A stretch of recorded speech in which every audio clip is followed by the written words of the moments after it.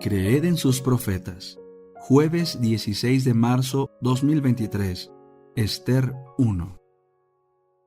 La gloria de Persia y del rey Asuero. Esto aconteció en los días de Asuero, el Asuero que reinó desde la India hasta Etiopía sobre 127 provincias. En aquellos días, cuando el rey Asuero se había sentado en su trono real que estaba en Susa, la capital, en el tercer año de su reinado, hizo un banquete para todos sus magistrados y servidores, los jefes del ejército de Persia y de Media, los nobles y los magistrados de las provincias estaban ante él, mientras les mostraba por muchos días, 180 días, la gloriosa riqueza de su reino y el costoso esplendor de su grandeza. Una vez cumplidos estos días, el rey hizo un banquete durante 7 días para todo el pueblo que se hallaba en Susa, la capital, desde el mayor hasta el menor, en el patio de los jardines del palacio real. Había lienzos de lino blanco y azul, sujetados por cordones de lino y de púrpura a anillos de plata y a columnas de mármol. Los divanes de oro y de plata estaban sobre un pavimento de alabastro, de mármol, de madreperla y de ónice. Y conforme a la generosidad del rey, daban a beber mucho vino real en vasos de oro, vasos diferentes unos de otros. La bebida era de acuerdo con lo establecido, sin ninguna obligación, porque el rey había mandado a todos los mayordomos de su casa que se hiciera conforme al gusto de cada uno. También la reina Vasti hizo un banquete para las mujeres en el palacio real del rey Asuero.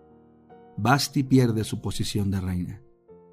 En el 7º día, estando el corazón del rey alegre a causa del vino, mandó a Meumán, a Bizta, a Arbona, a Bigta, a Bacta, a Setar y a Carcas, los 7 eunucos que servían personalmente al rey Asuero, que trajeran a la presencia del rey a la reina Vasti con su corona real, para mostrar su belleza a los pueblos y a los gobernantes, porque ella era de hermosa apariencia. Pero la reina Vasti rehusó comparecer a pesar de la orden del rey enviada por medio de los eunucos. El rey se indignó muchísimo y se encendió su ira. Entonces el rey, conforme a la costumbre real de consultar con los que conocían la ley y el derecho, preguntó a los sabios conocedores de los tiempos. Hizo que se acercaran a él Carcena, Setar, Admata, Tarsis, Meres, Marcena y Memucán, 7 magistrados de Persia y de Media, que tenían acceso al rey y que ocupaban los primeros puestos en el reino. Según la ley, ¿qué se ha de hacer con la reina Vasti por no haber cumplido la orden del rey Asuero dada por medio de los eunucos? Entonces Memucán dijo ante el rey y los magistrados: la reina Vasti ha actuado mal, no solamente contra el rey, sino también contra todos los magistrados y contra todos los pueblos que están en todas las provincias del rey Asuero, porque la palabra de la reina llegará a todas las mujeres y las hará mirar con menosprecio a sus maridos, diciendo: el rey Asuero ordenó traer a su presencia a la reina Vasti, pero ella no fue. Y desde este día las damas de Persia y de Media que hayan oído las palabras de la reina dirán lo mismo a todos los magistrados del rey, y habrá mucho menosprecio e indignación. Si al rey le parece bien, salga de su presencia un decreto real que sea escrito entre las leyes de Persia y de Media, de modo que no sea abrogado, que Vasti no venga más a la presencia del rey Asuero, y que el rey dé su dignidad real a otra mejor que ella. La sentencia que promulgue el rey será oída en todo su reino, inmenso como es, y todas las mujeres honrarán a sus maridos desde el mayor hasta el menor. Este consejo pareció bien al rey y a los magistrados, y el rey hizo conforme al dicho de Memucán. Entonces envió cartas a todas las provincias del rey, a cada provincia conforme a su sistema de escritura y a cada pueblo en su idioma.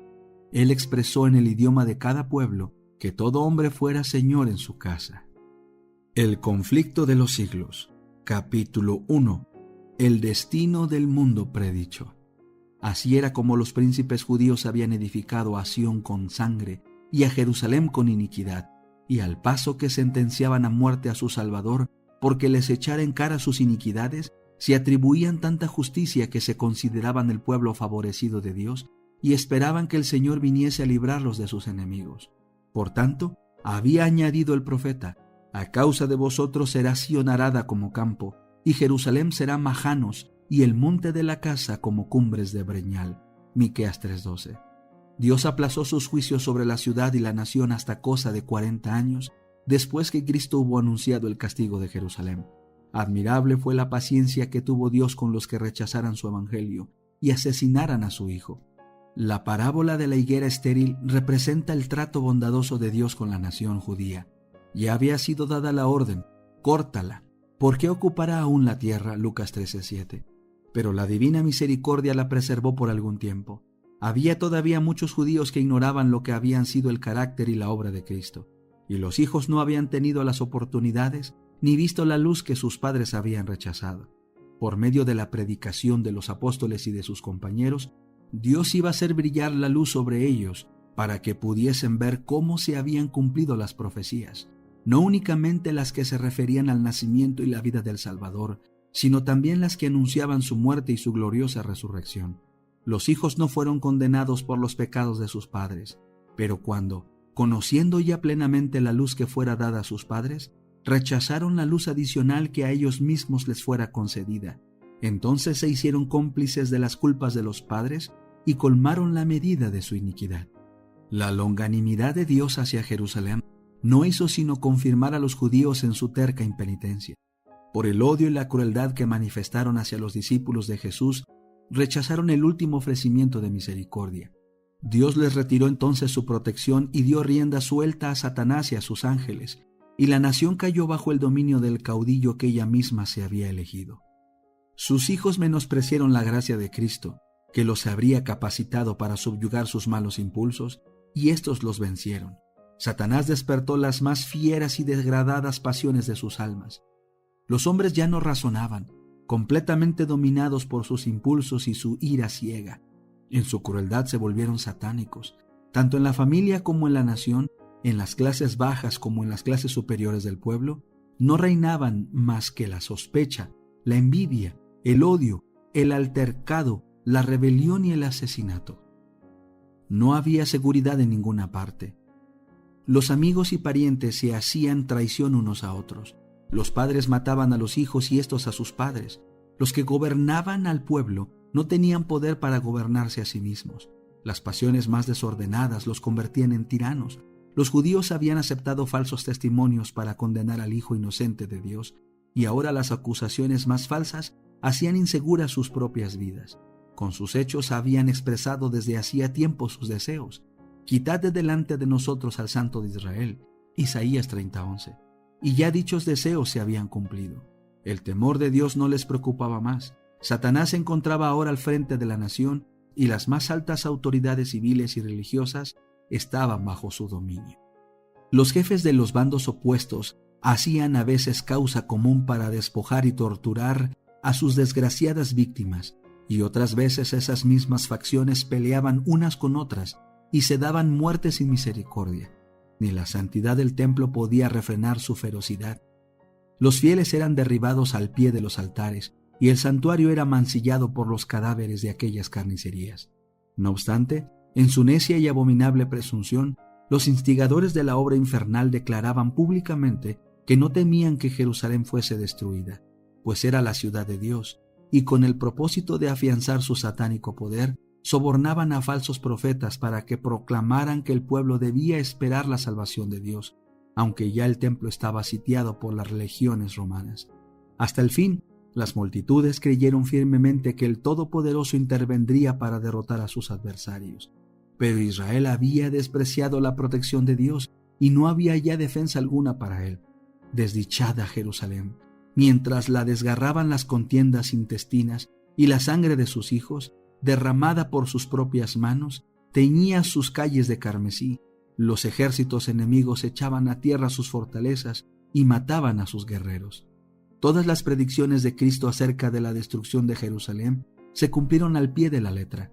Los judíos palparon la verdad de aquellas palabras de advertencia del Señor. Con la medida que medís se os medirá. Mateo 7:2. Aparecieron muchas señales y maravillas como síntomas precursores del desastre y de la condenación. A la medianoche, una luz extraña brillaba sobre el templo y el altar. En las nubes, a la puesta del sol, se veían como carros y hombres de guerra que se reunían para la batalla. Los sacerdotes que ministraban de noche en el santuario eran aterrorizados por ruidos misteriosos. Temblaba la tierra y se oían voces que gritaban: «¡Salgamos de aquí!». la gran puerta del oriente, que por su enorme peso era difícil de cerrar, entre 20 hombres, y que estaba asegurada con formidables barras de hierro afirmadas en el duro pavimento de piedras de gran tamaño, se abrió a la medianoche de una manera misteriosa. Durante 7 años, un hombre recorrió continuamente las calles de Jerusalén, anunciando las calamidades que iban a caer sobre la ciudad. De día y de noche entonaba la frenética endecha: voz del oriente, voz del occidente, voz de los 4 vientos, voz contra Jerusalén y contra el templo, voz contra el esposo y la esposa, voz contra todo el pueblo. Este extraño personaje fue encarcelado y azotado sin que exhalase una queja. A los insultos que le dirigían y a las burlas que le hacían, no contestaba sino con estas palabras: ¡ay de Jerusalén! ¡Ay! ¡Ay de sus moradores! Y sus tristes presagios no dejaron de oírse, sino cuando encontró la muerte en el sitio que él había predicho. Ni un solo cristiano pereció en la destrucción de Jerusalén. Cristo había prevenido a sus discípulos, y todos los que creyeron a sus palabras esperaron atentamente las señales prometidas. Cuando viereis a Jerusalén cercada de ejércitos, había dicho Jesús, sabed entonces que su destrucción ha llegado. Entonces los que estuvieren en Judea huyan a los montes, y los que en medio de ella váyanse. Lucas 21, 20 y 21. Después que los soldados romanos, al mando del general Cestio Galo, hubieron rodeado la ciudad, abandonaron de pronto el sitio de una manera inesperada, y eso cuando todo parecía favorecer un asalto inmediato. Perdida ya la esperanza de poder resistir el ataque, los sitiados estaban a punto de rendirse, cuando el general romano retiró sus fuerzas sin motivo aparente para ello. Empero la previsora misericordia de Dios había dispuesto los acontecimientos para bien de los suyos. Ya estaba dada la señal a los cristianos que aguardaban el cumplimiento de las palabras de Jesús, y en aquel momento se les ofrecía una oportunidad que debían aprovechar para huir, conforme a las indicaciones dadas por el Maestro. Los sucesos se desarrollaron de modo tal que ni los judíos ni los romanos hubieran podido evitar la huida de los creyentes.